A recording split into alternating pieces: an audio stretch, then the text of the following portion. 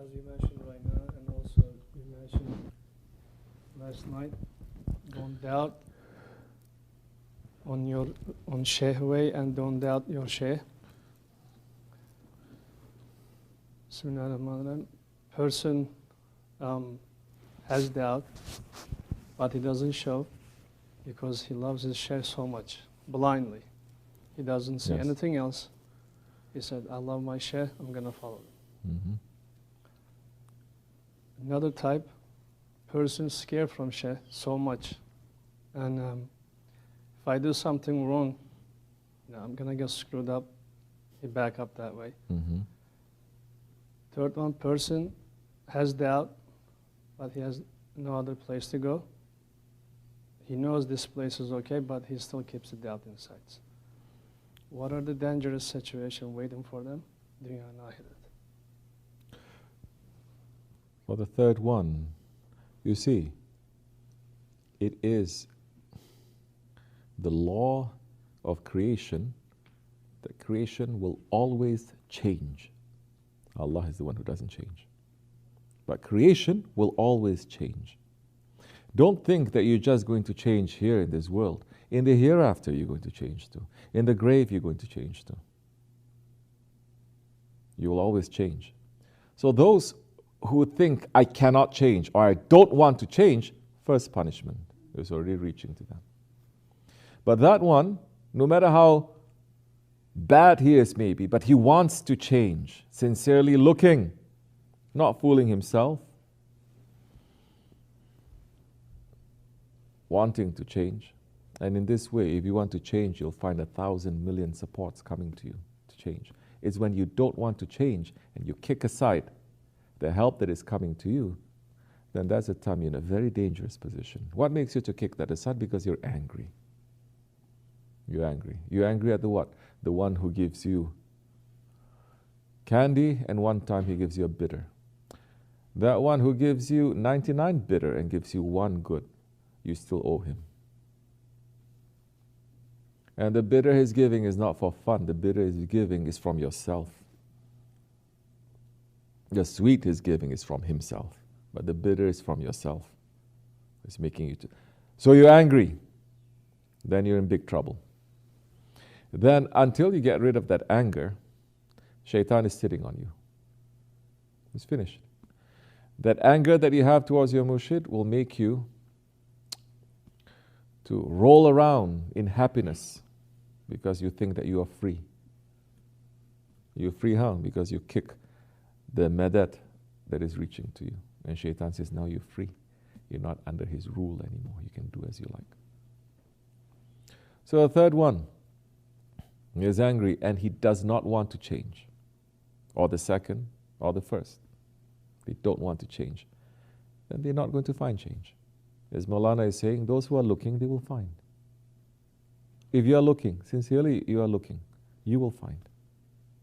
But you're not looking for it. And you have to go down deep, deep, deep inside also. Do I really want it or I don't want it? It's like an addiction. It's an addiction. All these things is an addiction. It's like taking drugs. First, it's not about how much help you're going to get, where you're going to go. It's you yourself. Do you really want it or you don't want it? And if you want it, help will come to you. But that suffering that you're going to go through, you are going to suffer yourself, not other people. But first, you have to be sincere. This is when sincerity it is. And there are ways to show that you are sincere, and there are ways to show that you're not sincere. You're just speaking. There are. You can say everybody, nobody is going to say, no, I don't want to change. Everybody says, yeah, I want to change. But what is that sincerity? When that help comes to you, say, no, I don't want this. When that help comes to you, when that order comes to you, do this and do this, do this, I don't want to do it. Then you're not sincere. Then in reality, you don't want to change. Or like what Shaykh Effendi says in the khutbah, in front of him, he says, okay. Behind him, you just want to follow your own ego again. I will say yes. What do you want? You want that? Okay. You sure? I will say, there's a point when I'm very, very straight. But there's a point where I say, I'm not going to say anymore. It's not going to work. I'm not going to say anymore. And I say, okay, as you like. And I sincerely hope that it turns out good for you. But people don't learn into that situation just like that also. Years, things happening that you're not fixing. I say, watch that section of the wall there. Enemies are coming. You're not fixing it. The wall gets bigger and bigger. The enemies get more and more. Now they set up camp there. Now, even if you want to kick them out, you don't have the strength. It's already overtaken you. Now we may say, now we may burn the whole city down because the enemies are there. It's going to hurt. I don't want to do that. Okay. It's your choice.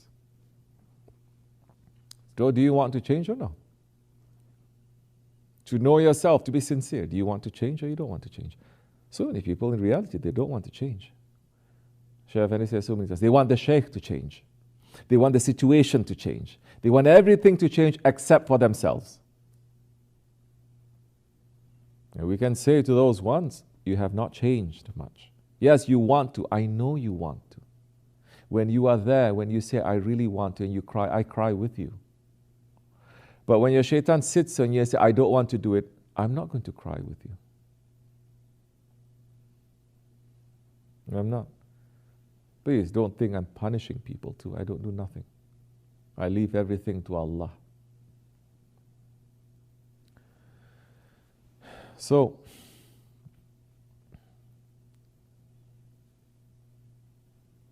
what do you want to change?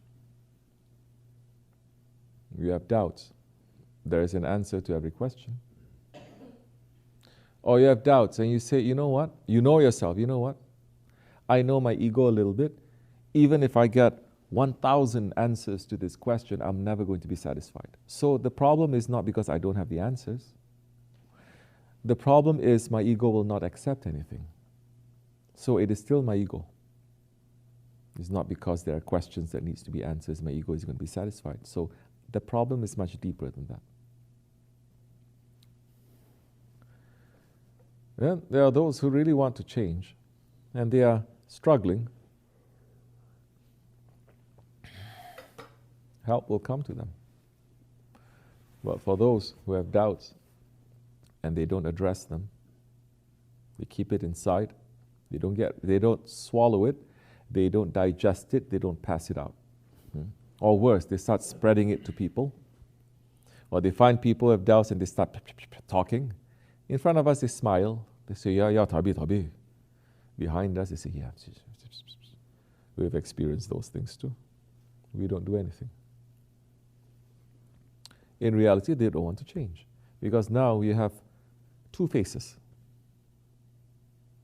We must be aware. We must be aware of our hypocrisy. It's normal to have questions. Doubts is something else. Then you have to ask, what is it, where is this coming from, all these questions? Questions is something else, but why are you asking those questions? What is making you to ask those questions? Really, you're going to be satisfied? You get the answer to that, then what? So look deeper, and you'll find out. Then you'll be able to fix it, like I said, for the root of the problem. You'll be able to fix it. If you don't go to the root of the problem, it won't. Different day is going to come out in a different way, different way, different way.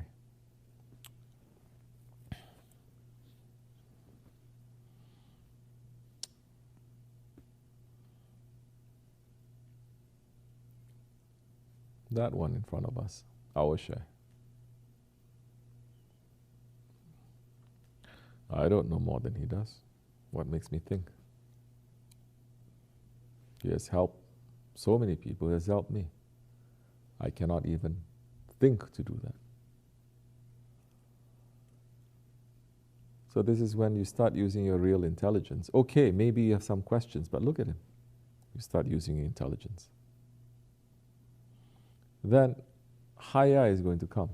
Modesty is going to come. Say, astaghfirullah. Even if I think he's doing this wrong, he's doing all these things right. Who am I? Who am I? As Shaykh Maulana is saying, you must think that your Shaykh at least is 7 maqams higher than you, or 70, or 700, or 7,000. If you start thinking that you can judge the same way, then you're done, you're finished. Just as Shaitan is judging Allah, saying you make mistake, then you're done, you're finished. You cannot walk in this way when you have that kind of a doubt. You cannot. You cannot follow anyone with that kind of a thing. Then you start worshiping and say, I'm the one who knows. You're going to go to one group and say, this one is lacking. I'm still better. You're going to go to another group. Let's see what this one has. It's good, it's good. I see something there. I'm still better. Then you will never find a guide. Yeah, as Sultan Bahu said, no?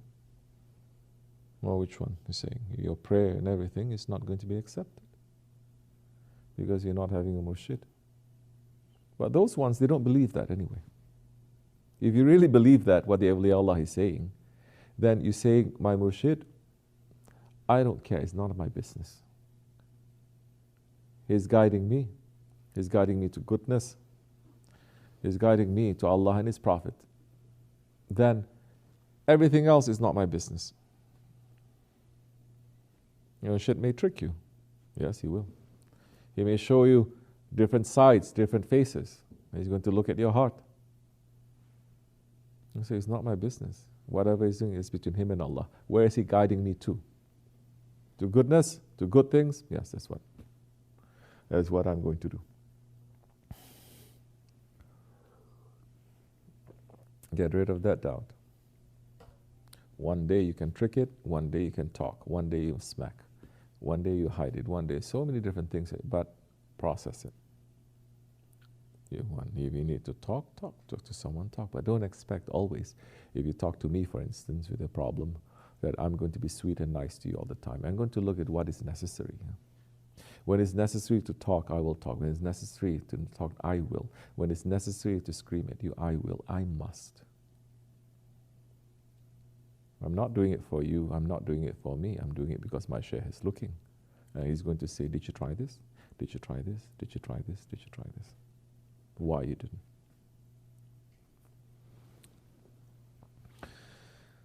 So,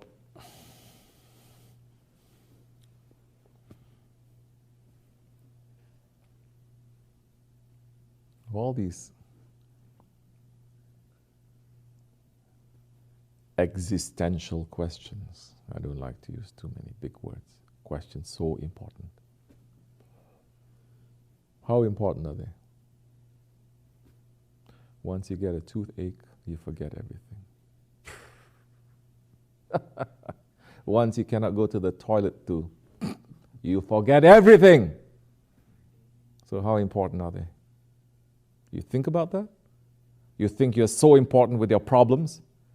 One migraine, one toothache, everything disappears. What is there? Allah, Allah, Allah. Oh. So don't take it too seriously. This is my suggestion. Because when you are full, it's something. When you are hungry, it's something. When you are happy, it's something. When you sleep, it's something. When you don't sleep, it's something. It changes. So you're saying it's complicated, but it's not. It just takes different shapes. It just changes its shape. But it's still one and the same thing. Ego.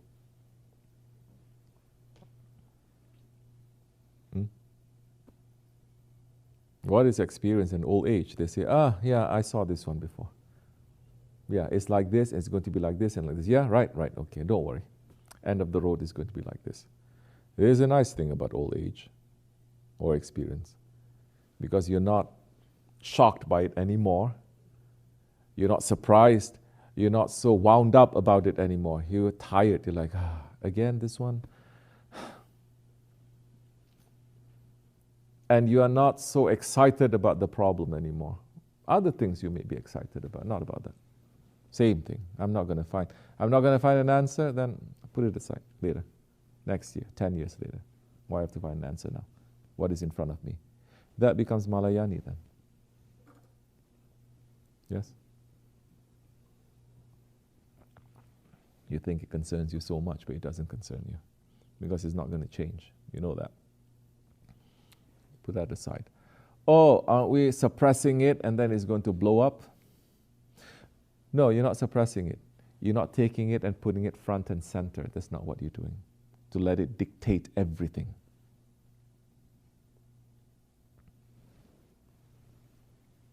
Have the headache, have the toothache, have the inability to go to the toilet, and then have that problem still front and center, then that time, that problem is real and it's important.